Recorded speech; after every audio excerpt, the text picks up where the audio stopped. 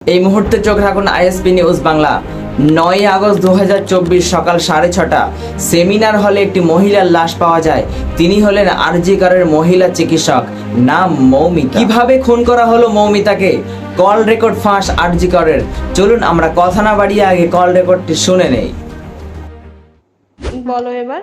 বলছি ওটা হয়েছে কি বলতো, ও 2টো অবধি পেশেন্ট দেখেছে, ঠিক আছে? মানে রাত্রি Patient- দুটো? রাত্রি 2টো, ঠিক আছে? আচ্ছা।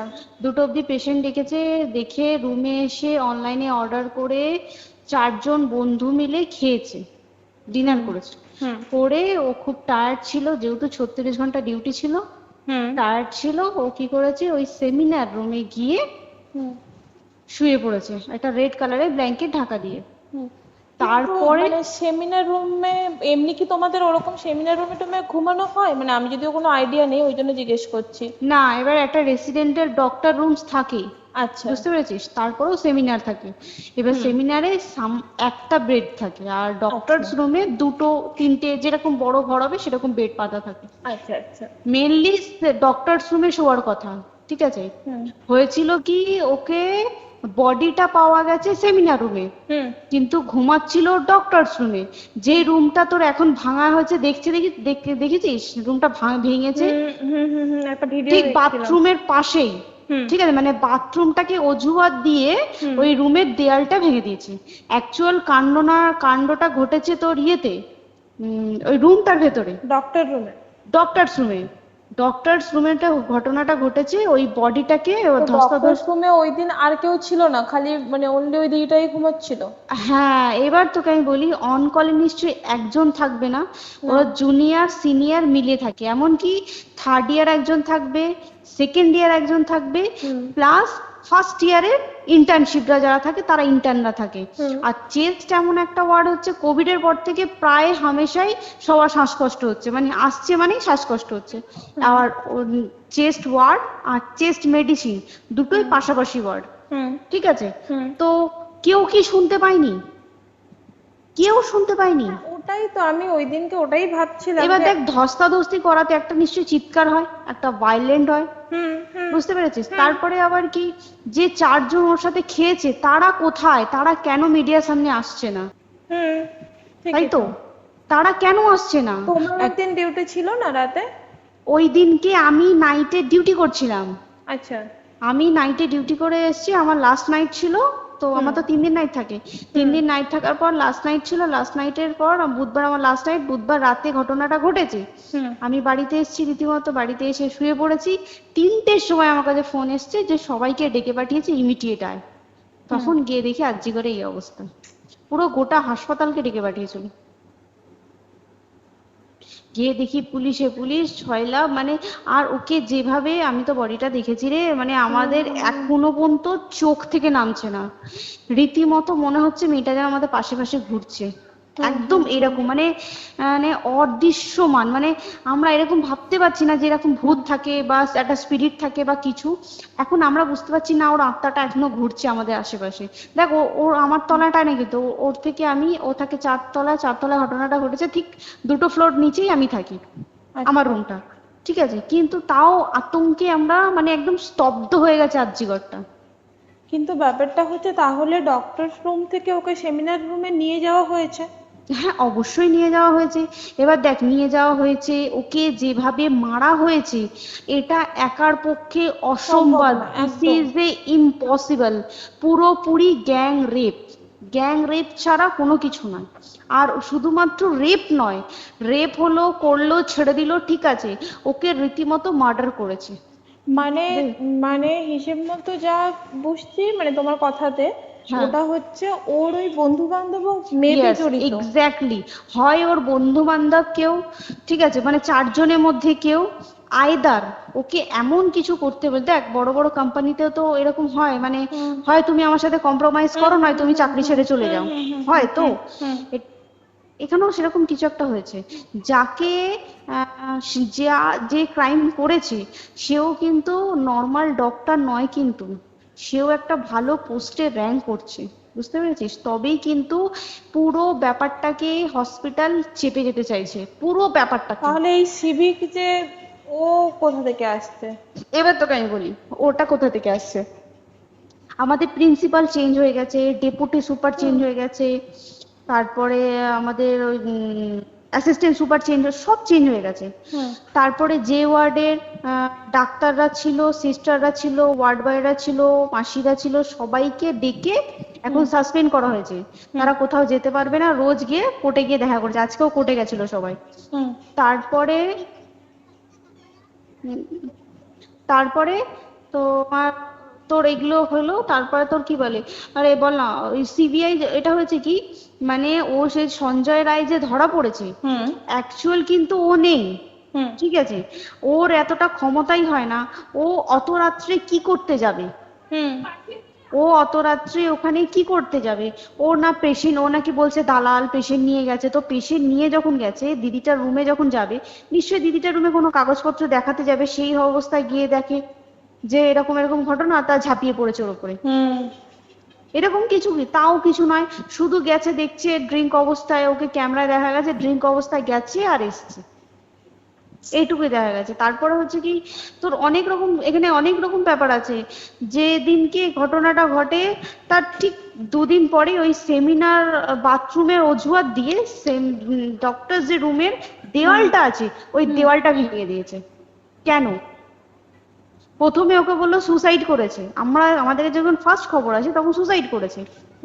তারপরে যখন হসপিটালে যাই তখন গিয়ে শুনছি নাকি না সুসাইড করেনি, এটা রেপ করেছে, রেপ করে মার্ডার করা হয়েছে। বুঝতে পারলি, এখানে বিশাল বড় একটা গেম চলছে।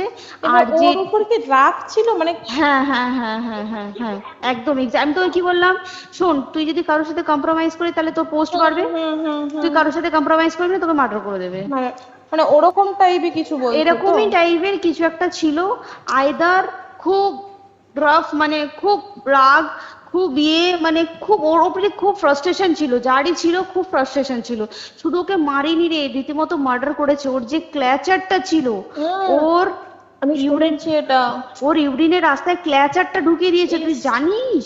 মানে কি বলবো, মানে ওকে দেখা যাচ্ছে না, আমরা তো দেখেছি নিজের চোখে, ওকে দেখা যাচ্ছে না। মানে একটা মৃত্যু কতটা, মানে এইটা মানে প্রচন্ড কষ্ট পেয়ে একটা মেয়ে মারা গেল। আর ওর যে গলাটা চেপে ধরেছে, ওর ওই চেপে ধরাতে মানে এতটাই জোরে চেপে ধরেছে যে চোখ ফেটে রক্ত বেরিয়েছে। বুঝতে পেরেছিস? মানে কি বলতো, যদি ধরা পড়ে না, উচিত মানে যারা এটার সঙ্গে দায়ী না। আর এই যে সিবিআইটা হয়েছে, সিবিআইটা একমাত্র আমাদের জোরেতেই সিবিআইটা এসছে। মানে আমরা ওই সঞ্জয় রায় একার পক্ষে সম্ভব না এইসব। তারপরে পোস্টমর্টম রিপোর্টে তুই জানিস ওই আমাদের ভাজাইনা থেকে 150 গ্রাম স্পার্ম বেরিয়েছে। পোস্টমর্টম রিপোর্ট 150 গ্রাম স্পার্ম, মানে বুঝতে পারছিস? নট এ ক্যালকুলেটেড, মিনিমাম কম করে 6 থেকে 7 জন করেছে অপারেট। ওই জন্যই তো আমরা এতটা বেশি ভাইলেন্ট হয়ে গেছি, বুঝতে পেরেছিস? আর তারপর দেখো, একটা মেয়ে তার কাজের জায়গাতেই ছিল, এমনটা নয় যে রাস্তাঘাটে কোনো বিপদ, তার কাজের জায়গাতেই সেফ নয়। শোন, কেউ যদি স্ব ইচ্ছায় কারোর সাথে রিলেশনশিপে গিয়ে করতে চায় সেটা আলাদা জিনিস, কিন্তু ঠিক আছে, কিন্তু কেউ কারো বিরুদ্ধে এইভাবে করতে পারে না রে। তুই জানিস না, মানে ওয়ার্ডে দেখ, কম বেশি আমরা সবাই ঘুমাই, কম বেশি আমরা সবাই জেগে থাকি, জেগে তো থাকি, তাতে কি কেউ শুনতে পায়নি? তার কি একদম ভাইলেন্স ছিল না? যদি কেউ না শুনতে পারে তাহলে ওর খাবারে কেউ কিছু মিশিয়েছিল, তাই কি না? সেটাও পোস্টমর্টম রিপোর্টে মানে লিক করছে না যে কেন খাবার ও তো খাবারটা খেয়েছিল, সেটা তো নিশ্চয়ই পেটেই ছিল, পেট থেকে তো বমি করে বের করে দেন, সেটা তো ফরেনসিক রিপোর্টে কিছু বলবে। আর তুই জানিস না, দেনার দেন, মানে ধর পোস্টমর্টম রিপোর্ট আসতে 3 দিন সময় লাগে। ও যেদিনকে মরেছে ঠিক তার পরের দিনকে বিকালবেলা পোস্টমর্টম রিপোর্ট বার করে দিয়েছে, মানে বডি বার করো আর পোড়াও।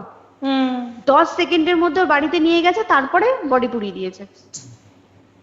মানে কি বলবো, হসপিটাল, মমতা ব্যানার্জি, সবাই, মানে তৃণমূল প্রত্যেক সবাই এটাকে পুরোটাই কেসটাকে চাপা দিতে চাইছে, পুরোটা। তারপরে তুই ভাব, যে মানুষটাকে এত ক্ষতবিক্ষত ভাবে মেরেছে, তাকে অভিষেক ব্যানার রেপ কি কলকাতায় প্রথম হলো? নয়, বিভিন্ন জায়গায় বিভিন্ন ভাবে রেপ হয়েছে, ধরা পড়েছে, ফাঁসি হয়েছে কি জেল হয়েছে। অভিষেক বন্দ্যোপাধ্যায় কেন বললো? জাস্ট তোর কি বলে এনকাউন্টার করতে। মানে কি সঞ্জয়কে যদি এনকাউন্টার করে পুরো কেসটা চাপা পড়ে যাবে, পুরো কেসটা চাপা পড়ে যাবে একদম। স্টুডেন্টরা ঠান্ডা হয়ে যাবে, হুম। আর আমরা সেটা মানবো না, আমরা সেটা হতেই দেব না। তাতে যদি চাকরি মানে আরজিকরটাকে সিল করতে হয় তাতেও আমরা রাজি আছি, সিল করে দেওয়া হোক আরজিকর, সিল করে দেবে মনে হচ্ছে যদি ঠিকঠাক ভাবে। এবার ওই জন্য আমাদের দাবিতে সিবিআই এসছে। এবার তুই একটা কথা বল, যখন দেখতে পাচ্ছে মমতা ব্যানার্জি যে কলকাতা পুলিশ আমাদের জন্য কিছু করতে পারছে না, আমরা কিছু মানতে পারছি না, 7 দিন ধরে বার করতে পারছে না, তাহলে সেটা 2-3 দিনের মধ্যে কেন হ্যান্ড ওভার করে দিল না? তাই তো। তাই কি না? তারপরে দেখ পিডব্লিউডি একটা লো পোস্টের মানুষ, মানে যারা ভাঙচুর করে, মানে সিমেন্টের যারা কাজ করে তাদেরকে পিডব্লিউডি বলে। এবার পিডব্লিউডির নিশ্চয়ই হায়ার অথরিটি থেকে অর্ডার এসছে তবেই ওরা গিয়ে ভেঙেছে। ওরা নিশ্চয়ই পাগল নয় দুম করে গিয়ে কোনো গভর্নমেন্ট প্রপার্টি ভেঙে দেবে। অর্ডারটা কে পাস করলো যে এখনই চেস্ট ওয়ার্ডটাকে ভাঙতে হলো? সিবিআই আসা পর্যন্ত অপেক্ষা করতে পারতো। কারণ আজকে অত বড় বিক্ষোভ হবার কারণ কি হচ্ছে? একটাই কারণ, যে মেয়েটি মারা গেছে ঠিক আছে, কিন্তু তাকে এত বেশি মলেস্ট করে, এত বেশি রেপ করে বা বেশি ওকে মেরেছে, তার কি কোনো প্রতিবাদ নেই? তুই কোথায় সেফ পাবি তুই আমাকে বল? তুই ধর চাকরি ছেড়ে, আজকের সরকারি চাকরি ছেড়ে তুই প্রাইভেটে যাই, প্রাইভেটেও তো তাই একই অবস্থা, একদম প্রাইভেটেও একই অবস্থা। তুই কোনো চায়ের দোকান খুলে বসবি, অনারশিপে তুই বসলেও তাও এসে তো হাজার ছেলেরা থাকে, হাজার ছেলেরা টিস করে, তুই কোথায় কি করবি? তাহলে আমাদের সেফটি কোথায়? আমাদের মুখ্যমন্ত্রী মমতা ব্যানার্জি সে একটা লেডি হয়ে তাহলে আমাদের কি সেফটি দিয়েছে? আমাদের কি লক্ষ্মী ভান্ডার দিলে this is a problem solve? পুরো মাসের আমাদের কি সব খরচা চলে যায় লক্ষ্মী ভান্ডারে? জানি না, আই ডোন্ট নো। মানে আমরা প্রচুর ক্ষেপে আছি, প্রচুর। মানে এর বিচার না চাওয়া পর্যন্ত তুই ভেবে চল কি এটা সলভ হবে না। আমরা বিচার নিয়ে আমি 2 দিন ধরেই ভাবছিলাম তোমাকে ফোন করবো, কিন্তু মানে এটা ওটাতে হয়ে উঠছে না। আর তোমাকে তো আমি ওই দিন রাতেই হোয়াটসঅ্যাপ করলাম না, এবার তখনই না আমি ব্যাপারটা অতটা বুঝতে পারিনি। আর আমার তার পরের দিনই ভোরবেলা ডিউটি, তা আমি খুব সাবধানে থাকিস, খুব সাবধানে থাকিস। হ্যাঁ তাই তো, এখন মানে তোমরাও সাবধানে থাকো সবাই। কি বলবো বল, কিছু বলার নেই। দেখ আমাদের মধ্যবিত্ত মানুষ না, আমাদের চাকরি করে খেতেই হবে, সোজা কথা। একদম তাই কিনা বল? বাবা এত পুঁজি নেই যে বসে বসে খাবো, ঠিক আছে? সেই মেন্টালিটিও নেই, পুঁজি যদিও থাকে মেন্টালিটিও নেই। হ্যাঁ, বাবার পুঁজিতে খাবে।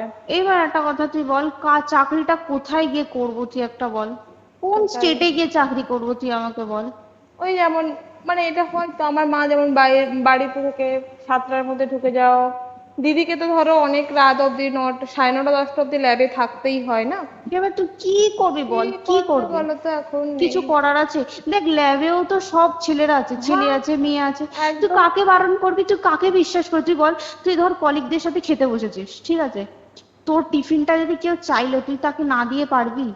না, একদমই। আর কার মনে যে কি আছে সেটাই তো কি বলবি বল? এবার তুই বল, খাবারটা যে খাবি, তোর টিফিন কেউ চাইলো বা তোকে যদি কেউ বললো একটু একটু খা, যেমন আমরা শেয়ারে হয় স্কুলে, যেটা আমাদের শিখে হয়, যেটা হ্যাঁ স্বাভাবিক, এটা সবার এটা তো স্বাভাবিক। তুই বল, তাতে যদি এরকম অবস্থা হয় তাহলে কি করবে মানুষ তুই আমাকে বল? আজকেও তো তাই আমাদের দেখ না, 11টা থেকে আমাদের তোর ক্যান্ডেল দিয়ে হোয়াইট ড্রেস পরে সব শ্যামবাজারে এক করতে হবে। এখন আবার বৃষ্টি শুরু হয়েছে, কি জানি কি প্রচুর বৃষ্টি শুরু হলো, কি হবে জানি না। ঠিক আছে গো, টাটা। হ্যাঁ চল, টাটা। পশ্চিমবাংলায় মুখ্যমন্ত্রী হচ্ছে মহিলা, এবং এমনকি মহিলা ডক্টর ধর্ষণ হচ্ছে এবং খুন হচ্ছে। তাহলে জনতার উপর কি হবে? তাহলে এর বিচার আপনারা কি চান? কমেন্ট করে অবশ্যই জানাতে ভুলবেন না।